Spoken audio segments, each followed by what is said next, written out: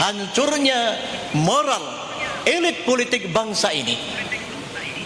Kita melihat pejabat negara, eksekutif, legislatif, yudikatif, yang mereka itu sesungguhnya orang-orang yang diberikan amanah oleh rakyatnya, tetapi mereka itu tega-teganya berkhianat kepada rakyat yang ia cintai mestinya.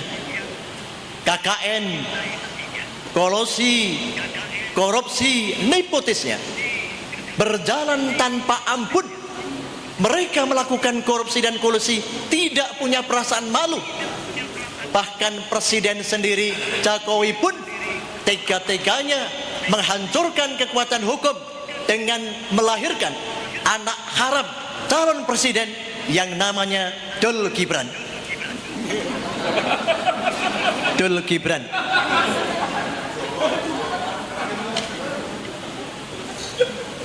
Kondisi semacam inilah yang diperparah elit politik bangsa ini, yang tidak berkorban apapun juga dalam kemerdekaan bangsa. Sekarang ini tega-teganya aset bangsa, kedaulatan bangsa digadaikan kepada asing, yang sementara itu waktu itu para syuhada dengan darah, air mata dan jiwanya merebut kedaulatan kemerdekaan dari Belanda. Kondisi inilah yang bisa dikatakan bahwa elit politik bangsa sudah menjadi pengkhianat bangsa.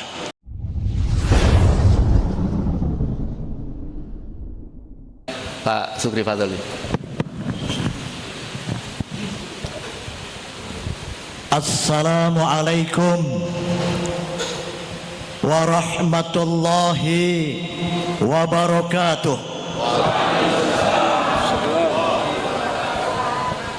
Alhamdulillahi rabbil alamin.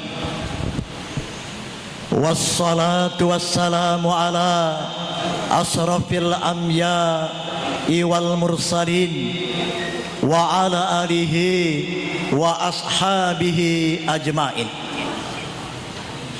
A'udzu billahi minas syaitonir rajim.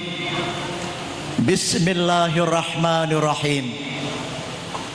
Wal takum minkum ummatun yad'una ilal khair wa ya'muruna bil ma'ruf wa yanhauna 'anil munkar wa ulaika humul muflihun.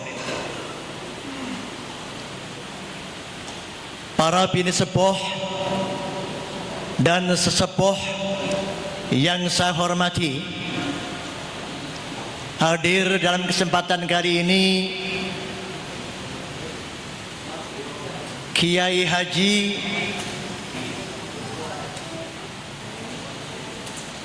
Fahmi Muqaddas dari unsur PP Muhammadiyah,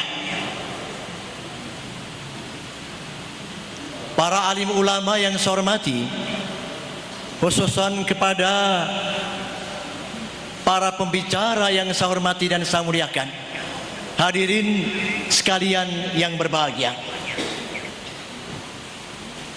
Perkenankanlah saya menghaturkan puji dan syukur kehadapan Allah Subhanahu wa ta'ala atas karunia dan ridhanya kita sekalian pada hari ini telah diberikan kesempatan oleh Allah untuk melaksanakan diskusi kebangsaan yang kita lakukan saat ini, dengan satu harapan, semoga apa yang kita lakukan ini mendapatkan ridho dan barokah dari Allah Subhanahu wa ta'ala.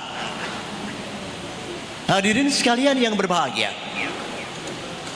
sesungguhnya diskusi kebangsaan dengan tema rakyat menuntut pemakzulan Jokowi adalah merupakan puncak dari cinta kita kepada bangsa dan negara, yang saat ini melihat kondisi kehidupan bangsa yang semakin memprihatinkan. Demikian pula diskusi ini kita laksanakan merupakan puncak dari kekecewaan rakyat dan bangsa Indonesia atas kondisi para pejabat negara yang berkhianat kepada rakyat dan bangsanya, yaitu ketika kebijakan negara saat ini semakin jauh dari cita-cita proklamasi kemerdekaan bangsa. Bahkan banyak kebijakan-kebijakan negara yang bertentangan dengan prinsip dasar kaidah bangsa, Pancasila dan Undang-Undang Dasar 45.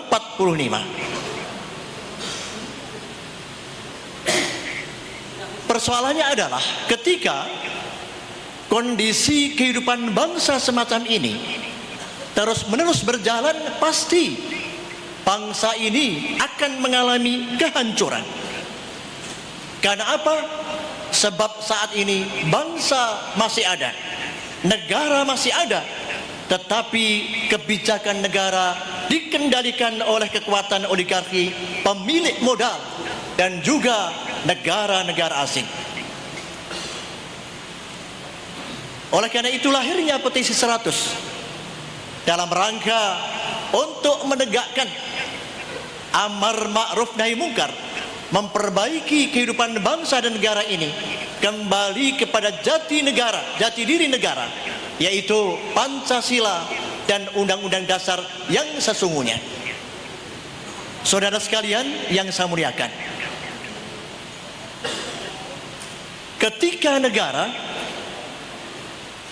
mengambil kebijakan yang salah, yang berorientasi kepada kepentingan oligarki dan kepentingan asing, maka dipastikan pada saatnya nanti pondasi negara, pondasi kebangsaan akan mengalami kehancuran yang akan menghancurkan bangsa dan negara yang kita cintai ini. Tanda-tanda zaman sudah tampak dalam kehidupan kita saat ini. Proses kehancuran bangsa semakin dekat dalam kehidupan kita bersama-sama ini. Yang pertama, bangsa ini dalam kondisi hancurnya moral elit politik bangsa ini. Kita melihat pejabat negara, eksekutif, legislatif, yudikatif, yang mereka itu sesungguhnya orang-orang yang diberikan amanah oleh rakyatnya, tetapi mereka itu tega-teganya berkhianat kepada rakyat yang ia cintai mestinya.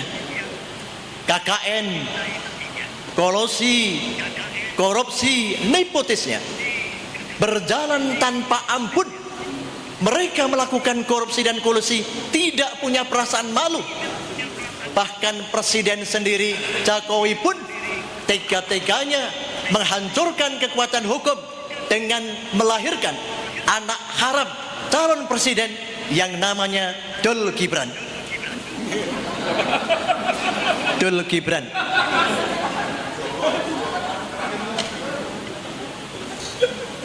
Kondisi semacam inilah yang diperparah elit politik bangsa ini, yang tidak berkorban apapun juga dalam kemerdekaan bangsa.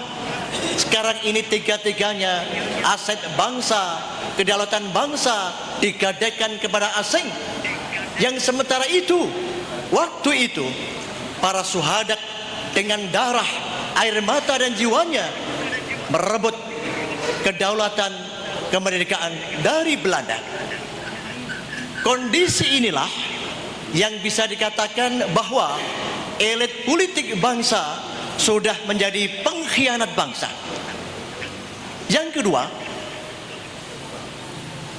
kita melihat saat ini proses hancurnya pondasi kehidupan bangsa yang terkait dengan persoalan hukum. Indonesia adalah negara hukum. Pasal 1 ayat 3 mengatakan Indonesia negara hukum, tetapi dalam praktek kenegaraan hukum ditegakkan, tidak lagi berbicara tentang keadilan rakyat dan kebenaran, tetapi hukum ditegakkan demi kepentingan kuasa. Benar? Demikian pula kita melihat hukum ditegakkan tebang pilih.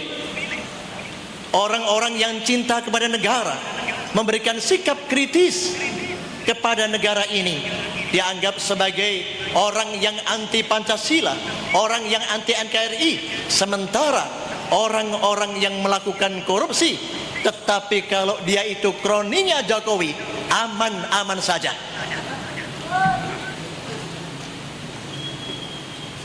Demikian pula dalam kehidupan demokrasi bangsa Indonesia ini. Saudara sekalian yang saya hormati, kita melihat saat ini demokrasi Indonesia mengalami kemandekan.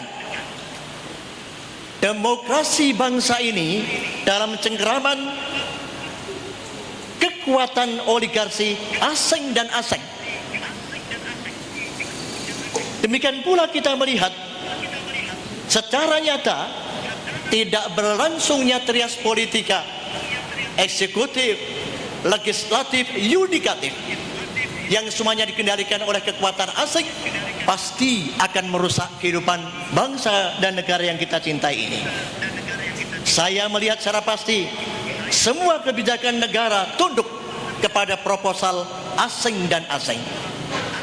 Hadirin sekalian yang berbahagia, persoalan yang keempat adalah negara dan bangsa saat ini mengalami kehancuran fondasi ekonomi bangsa.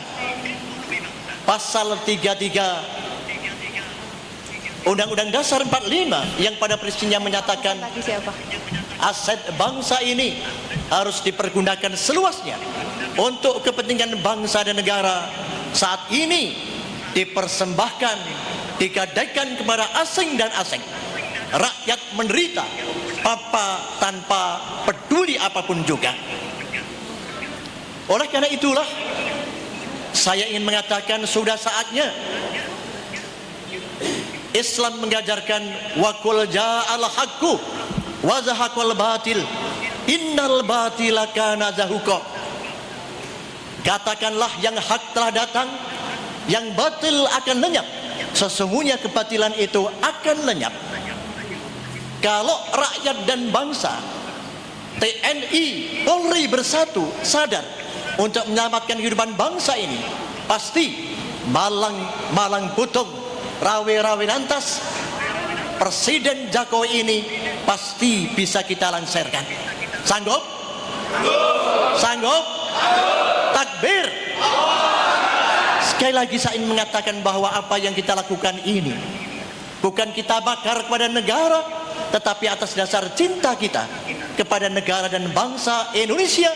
Maka insya Allah kita bersama-sama akan bersatu, berpikir yang sama, bersikap yang sama.